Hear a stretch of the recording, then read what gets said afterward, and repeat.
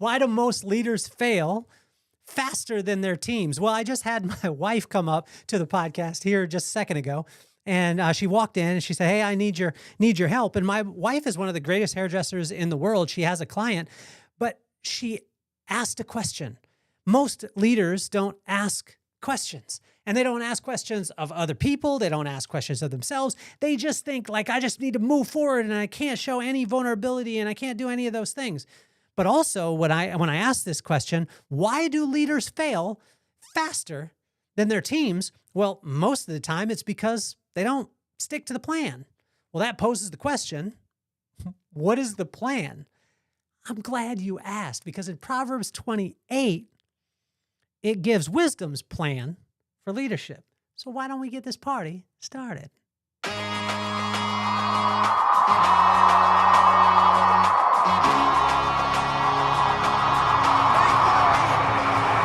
Nothing more on my mind. I got two shines, so every day I grind. Work in the morning, work in the evening. We's achieving, cause we believing. It's for certain, we put the work in. We ain't stopped just because it's hurting. Right before your eyes, so it's coming to no surprise. The takeover is televised. Over and over and over again. Make no mistake, we continue to win. Defeat never known, cause I will not lose. They wanna mimic my moves, but can't walk in my shoes.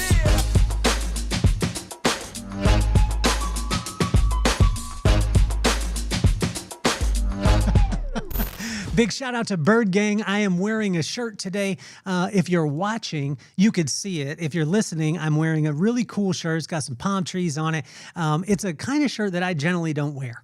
It is a golf shirt. It's by a brand called Bird Gang, and I tell you, it makes me feel like a golfer. Now, my golf game is garbage, and you definitely want me to go golfing with you because you will feel better about yourself. You will feel like the greatest golfer of all time, and you will realize just how good you are when you see my game. I would say my brother compared my swing to Charles Barkley. And, I tell you, but my brother got me onto Bird Gang, and my brother Brad actually works with the company, does all the media for him and social media and everything like that. But Bird Gang, you have to check these shirts out. I tell you, it's one of the best fitting shirts. I love it. I'm not golfing today, but I wanted to wear it. And I tell you, I feel like a golfer while I'm doing it. It will not improve your game at all. And if you're good, maybe it'll just make you feel better. And if you look good, then you feel good and you play good. That's what my brother says. I just haven't added the play good part to it. So let's get into this leadership thing, because I just had an experience. My wife just walked up just a second ago and into the studio. She's down in the salon. She has a client that just flew in from Vegas. That's how great of a hairdresser she is. But she took the time to come and ask me a question. She had a question, she asked it, and she was vulnerable in that situation. And that's what leaders do, right? And most of the time, what I found is leaders fail faster than their team because they don't stick to the plan. And most leaders don't even really have a plan. That's the crazy thing. They just kind of make it up or wing it or whatever it is. And when I looked at Proverbs 28, it was saying wisdom's plan for leadership is a little bit different. Now, wisdom, when I say this, wisdom is the right use of knowledge. Wisdom comes from the fear of God. The fear of God is just the respect of God. So watch this. Respect of God is the beginning of wisdom. So when we get wisdom, that brings knowledge in, then we can get understanding, then we get insight, then we get discretion, then we get discernment, then we get discipline, then we get strength, and it comes back to the fear of God. Now, when that cycle is broken, and if you didn't catch that right off the bat, it's in the book Inchstones. You could pick it up. It's the link in the bio. Inchstones, the Bible Within. It's a journal that takes you through the corresponding proverb, corresponding day, but it has that circle. Fear of God is the beginning of wisdom. Wisdom's the right use of knowledge. Then we can bring knowledge in. We can bring understanding, insight, discretion, discernment, discipline, strength, and it leads you back to the fear of God. Now, that type of plan has lasted the test of time. Wisdom is 3,000 year old. Like, this is what, when we're talking about Proverbs, this was written 3,000 years ago. And when I look at it, it's principle based, and it's lasted the test of time. It has gone through the not only the test of time, but test of circumstances. So that's why I wanted to look at it and say, why do leaders fail faster than their teams? Well, it's because they don't stick to the plan, and it poses the question, what is the plan? Well, here's wisdom's plan. If you want to utilize it, you can. If not, proceed at your own risk. And so in verse 1, boldness and confidence comes from doing right. Well, this is the tough thing is as a leader, a lot of times we justify our right based off of the results that we want to get. But if we take the results out and we say what is right, and I've been around leaders that have done the right thing for the right reason, and the right thing turns out not always on their time, but over a long period of time. And it creates sustainability, which we're going to get into here in a bit, but let's stick in this. Boldness and confidence comes from doing what's right. Well, how do we know what's right? Let's go back to the circle. When we fear or respect God, meaning that we just spend time with him, hear his words, see his actions, they're in line, that creates respect. What we'll find is that will give way to wisdom, which is the right use of knowledge. And that right use of knowledge will help us to understand what to do at the right time. Like the specific thing, the right thing to do at the right time. Now, sometimes it's the right thing, but it's not the right time or the right circumstance. What is right? This is the tough thing because it can be subjective, but we have to be in that moment and present there and be led by something that is wiser than us. And so boldness and confidence comes from doing right. And I tell you, every single leader has to have boldness and has to have confidence. Otherwise, you get into challenges. The second part of the plan is discernment and knowledge create sustainability. Discernment comes from discretion, right? So when we have discretion and we are able to look at things, we're able to look at all the aspects. Now, I'm not good at this because I have the tendency to go on infomercials and I'm like, oh my gosh, this is my wife stopped me from watching them years ago because I'd watch and it would be like, oh, you don't ever have to work out if you just do 6 minutes of watching this video. And then it'd get to the end of the video 2 hours later and it'd be like, the only way that this won't work is if you actually don't do the work. And I was like, no, that's not what you said at first. You just said, watch the video. And I didn't take time to have discretion. Like I didn't look at it on both sides. I just looked at it at the part that sounded good to me. And this is where leaders fail fast, is when we say, oh my gosh, I just see the upside. Well, did you look at the cost that it would be? Did you look at the collateral damage that it could cause to the people within the company? And when we look at this happens all the time. Discernment comes from discretion. Discretion comes first, but before discretion comes insight. Before insight comes understanding. Before understanding comes knowledge. Before knowledge comes wisdom. Before wisdom comes the fear or respect of God. That just means spending time with him. Discernment and knowledge create sustainability. And I tell you, as a leader, it's greater to have sustainability than it is to have growth. Little bits of increase over time. When you hockey stick in a company or in a relationship or in a family, you hockey stick, meaning that everything goes bang, it's really, really good. You got to understand that there's going to be a downside too, but you want sustainable growth as we go along. So the third part of the plan for leadership is kindness and generosity bring life. Kindness and generosity. Kindness is different than being nice. So to be kind is of contribution. To be nice is out of obligation. We've all been nice because we were supposed to. But kindness means that you are contributing to that environment or to that person. Kindness and generosity. Well, generosity is not just about giving away money. It's about sometimes being generous with your time. But also, look at this. In the second part of this plan, that wisdom's plan, it said discernment. Discernment and knowledge create sustainability. Discernment is the fact of seeing something and knowing you can do it, but it's asking, is it right for you to do it? And so you want to add this discernment to generosity because it's not just about going out and giving every single thing that you have, but utilizing discernment, but always being generous with every single aspect of your life, but not every time in every circumstance. And as leaders, we have to have kindness and generosity, and that'll bring life into your environment and in your culture. The fourth thing in this is in the leadership plan from wisdom is great leaders follow greatly. Great leaders follow greatly. So if you want to be a great leader, you got to follow others greatly. Every leader that I've ever seen always has a board of directors. counsel, wise counsel that are around them. I'm very confident in this because I have a men's group every Tuesday at 7:30 to 8:30 in Carlsbad, California. It is open to any man that wants to come and hang out. It's completely, there's no charge for it. Come, it's amazing.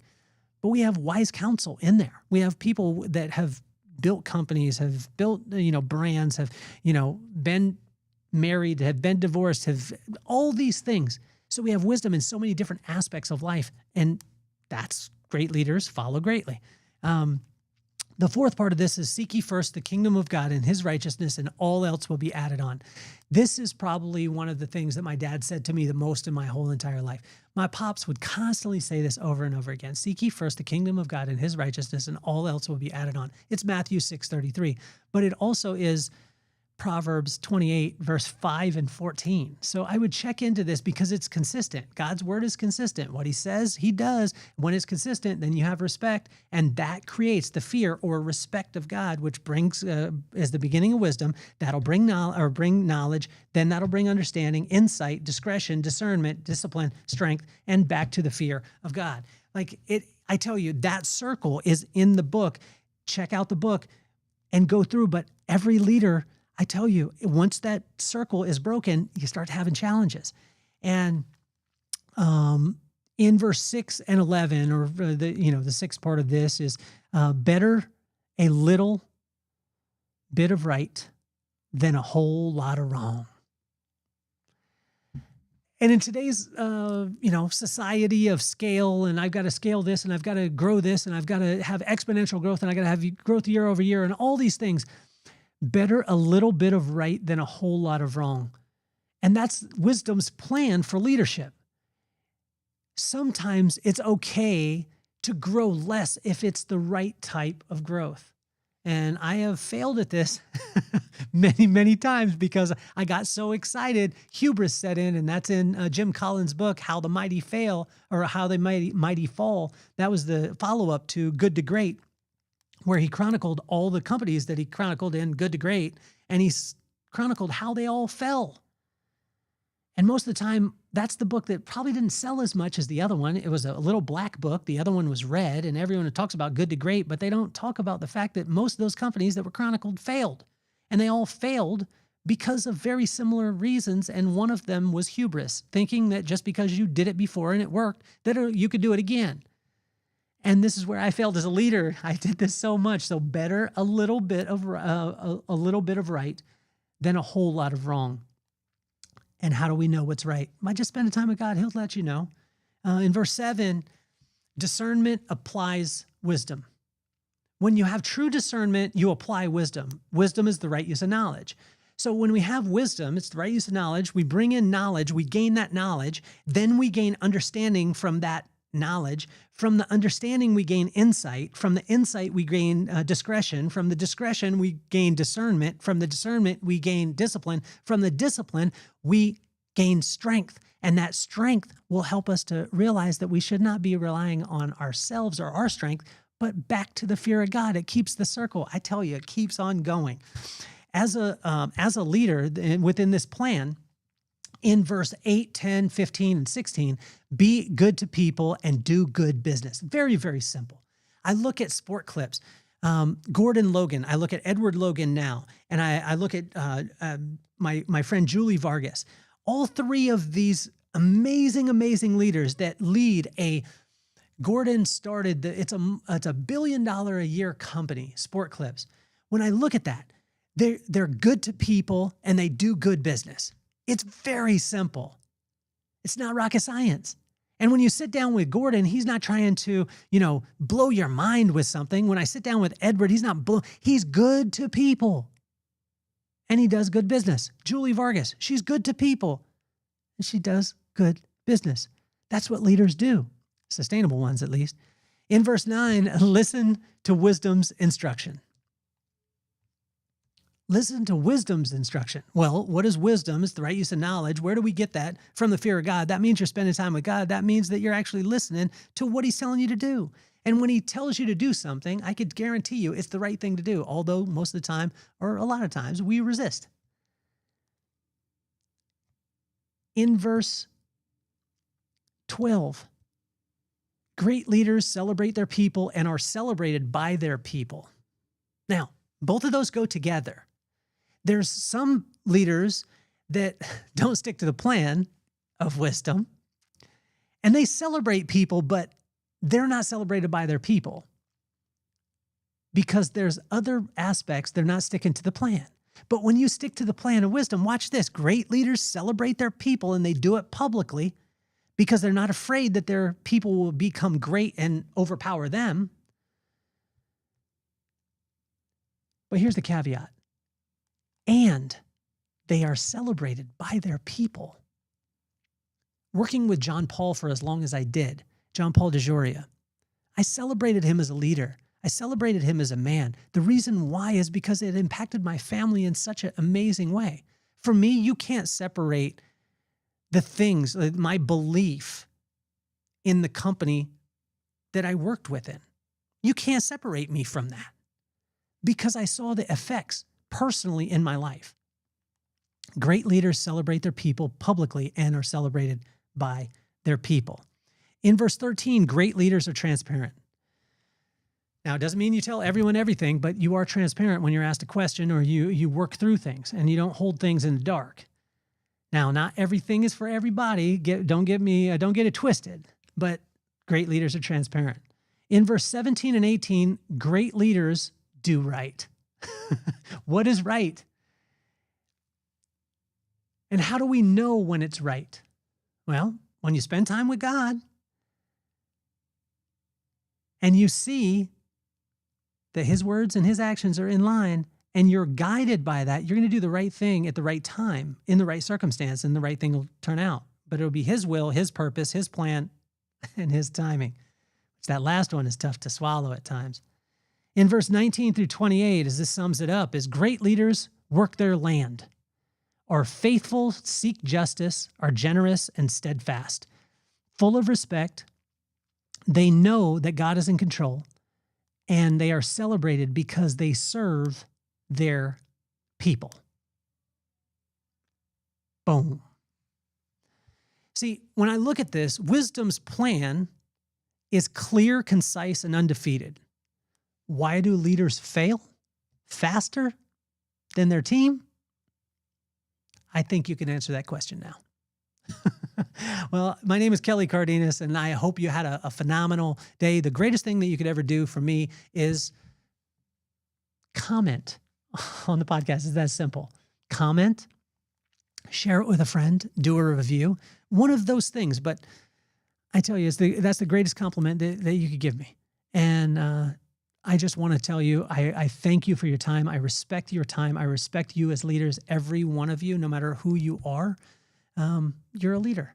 You're a leader in your car. If you're listening to it in your car right now, you're listening to it on your walk, you're listening to this podcast, wherever, you are a leader. There are people looking to you. And if you simply stick to the plan, wisdom's plan that is, then your leadership can be sustainable. Hopefully you have a phenomenal day. My name is Kelly Cardenas, and I'm officially off the hot seat. Peace, love, and soul.